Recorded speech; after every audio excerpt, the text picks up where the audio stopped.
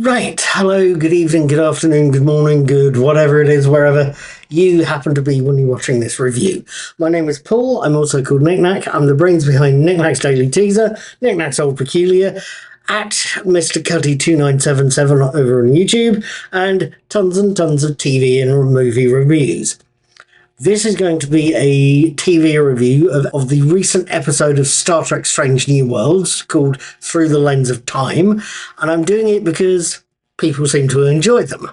I'm also doing this one late. It's going up on Sunday the 10th of August when it should have gone up on Saturday the 9th, and it's going up late because I had my nephew Jude over yesterday, so time was lost, but on the other hand, he's done a video, which I will try and put up there if I get the chance. If not, go look out for JP December and feel free to put a few pence in my tip jar, because that way you're helping at least 2 channels get run. At any rate, like I say, I saw Through the Lens of Time on Thursday, and I wanted to tell you what I thought about it. Let's dive right in, shall we?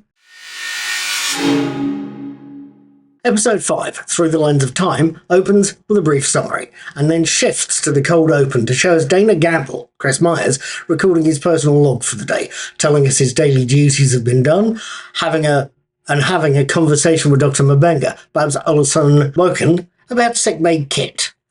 He also tells us that his life won't be as it was after today. He's been assigned to his first landing party mission, joining Nurse Chapel and Dr. Colby, Jess Bush and Killian O'Sullivan, in investigating an archaeological site on a little-seen planet. At the briefing before the dig, we see Gamble, Chapel and Colby are going to be joined by Lieutenant Noonien Singh, Christina Chung, Lieutenant Uhura, Saleha Rose Gooding, and by Lieutenant Ortega's brother Beto, Minor Lucan. I hope I've got that right. Beto is currently in the middle of filming a Starfleet-approved documentary about the USS Enterprise and its work. So, as Nurse Chapel puts it to kick things off, let's go dig up the past. She little suspects that the awkward briefing is going to be the least of her landing party's issues. Now, what did I make of Through the Lens of Time? Did I find anything familiar about the episode? Is there a twist in the tale? Why, oh why, do I want to spell the word lens with 2 E's? Let's get that last question out of the way first, shall we? Why do I want to spell the word lens as L-E-N-S-E? I have no idea, beyond a vague idea I'm mixing up the word lens with the word cleanse, which is spelt with an E, and 2 E's, and an A. Let's move on here before I get too distracted. Was Lens of Time a familiar episode? To quote Humphrey Appleby, yes and no. Yes, because the basic idea is simple. A bunch of archaeologists turn up at a site to find out the place has ghosts of monsters and horrible beasties and get trapped. For a Doctor Who fan of a certain age, for a Doctor Who fan who'd read a very specific Target novelisation as a youngster and seen a few haunted house movies, Through the Lens of Time honestly reminded me of the Tomb of the Cybermen, which seems a team of archaeologists exploring a cursed dig, complete with ghosts, ghoulies and monsters, and getting trapped. It was also unfamiliar, that basic idea of Through the Lens of Time. Yes, it's familiar, but the episode uses the concept in a different way. The archaeologists in this story are a team led by Christine Chapel. She's no Eric Klieg, she's no Doctor Who, she's no rescuing Time Lord and no villain wanting to conquer the Earth with the help from Cybermen. No, she's a medical practitioner who wants to add to medicine's body of knowledge. The monsters in this case are the Vezda, V-E-Z-D-A, the creatures who want to possess people for evil, malevolent purposes, rather than Cybermen wanting to conquer the universe. The site the team are investigating is also different. It's a dangerous puzzle to solve rather than a deadly tests in the tombs of the Cybermen on Telos. Yes, the basic idea is similar. Yes, it's one that looks familiar to me, but no, there's enough changes made to the idea, changes that make Through the Lens of Time a very different story to Tomb of the Cybermen. One change, one difference between Tomb of the Cybermen and Through the Lens of Time is quite simple. Somebody we've come to care about was killed. I'm going to go slightly sideways here, if you don't mind. And even if you do mind, I'm still going to go sideways. Many years ago, a pair of British comedians, Griff Rhys-Jones and the late Mel Smith, made a series called The World According to Smith and Jones. It was a potted history of the world using some of the sillier clips from various vintage movies. What there was of the show was quite funny, quite amusing, and to be honest, it only lasted 2 series, which is a shame, but there you go, that's TV for you. But one episode always vaguely remained with me.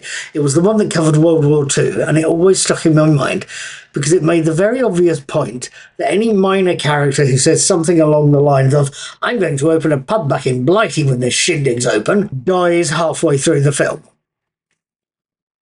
Comedy or tragedy, that character was dead. And it's more common, I think, than it seems, even if I can't point to an example of it right now. But done right, it's a way to create a sympathetic character whose death has meaning, whose death will motivate other characters for the rest of the film. Through the Lens of Time gives us a version of this, as Ensign Gamble is killed by Pelia in defense of the Enterprise. The ensign has been possessed and is threatening the rest of the crew. And yes, I say this is tragic rather than comic. We've come to care for Ensign Gamble over the past few episodes, as has the rest of the characters. So we and they feel their loss. They are going to be saddened by his death, hopefully become better people for it, but probably motivated, wisely or unwisely, to take some sort of action. Motivated to take what sort of action, I don't know. But I suspect we'll find out those results over the course of the next few episodes. What else should I tell you? Should I highlight here? There's possibly a few things we should talk about. I mentioned Ensign Gamble is killed, and I can understand why the writers have done this. It will provide motivation and depth for the other characters over the remaining episodes. In particular, I think for Dr. M'Benga, their father-son relationship was highlighted in the episode and highlights the tragedy of Gamble's death to show that the effect of that tragedy on one other character, Dr. M'Benga. For whatever reasons, my favourite Star Trek characters tend to be the ship's doctors. So something that tells us more about Joseph M'Benga, gives us more of his story. To me, that's welcome. I also think M'Benga's relationship with Commander Pelia, Carol Kane, has been damaged. After all, the ship's chief engineer is the one, for whatever reason, that killed Gamble. Granted, she did that with good reason. The creature possessing the ensign was a direct threat to both the ship, its crew, M'Benga, Pelia, and Scotty as well, who also helps out capturing the creature that had possessed him. I'm also thinking that nonetheless, this will leave a mark on the pair's relationship. The briefing at the end, there's a certain frosty feel, especially when Pelia is talking to M'Benga. She knows how upset he is by her actions. She and he both know why he's had to do it, but you can tell she knows she's hurt him badly. I'm also very aware of something else. I'm very aware that Pelia's killing of Gamble changes our view of the Professor. Up until now, she's been the ship's chief engineer. She's been inspiration to Uhura. She's been a mentor to Scotty. She's been a wise advisor to both Spock and Captain Pike and to Dr. M'Benga himself. And she's been much needed comic relief in tense situations. Indeed, she is in this episode. She is the ship's oldest character, about 1,000 years old, I think. And she's also one we would therefore assume has skeletons in her closet, even if we've not seen them. But Through the Lens of Time tells us Pelia is capable of killing should she need to. in self-defense. And she is able, with her "there is evil in the universe" speech, both able to justify her action, warn there's worse to come, and warn that the crew will need to take actions they don't like doing. That speech, it's got to be said, has been the most passionate thing I think I've heard from a Star Trek character since at least Star Trek Deep Space Nine. Ben Sisko, the Avery Brooks character, could be equally as passionate. But again, it's something that reminds me of other Star Trek episodes and characters, but also from Doctor Who. There's a line from the Moon Base. It's all over YouTube. Please feel free to look it up, where the second Doctor warns that some things must be fought. Pelia's actions, her defense of that ship of hers, and that speech tell us exactly the same thing. There are evils that must be fought, but they put a bit more of an edge on an otherwise friendly seeming character. Hang on a minute there, Paul. Slow down there, mate. Take a step backwards or two there. Are you saying Through the Lens of Time is copying the Tomb of the Cyber? Now, I grant you, my aging memory tells me that there was talk that the Cybermen were inspiration for the Borg. And I'm very aware that there is still speculation about that. I don't know for sure whether they were or they weren't. We could argue that the Overlookers, the hierarchy from Star Trek Voyager, are similar in design or look and feel to Doctor Who's Sontarans. Again, I don't know for sure if there was any influences there. And I've got to confess, I watched Wesley Crusher's appearances in Star Trek Prodigy and wondered where on earth did he leave either his TARDIS or a sonic screwdriver. So, am I saying Through the Lens of Time is copying the Tomb of the Cybermen? Am I saying two long-running franchises have pinched ideas from each other?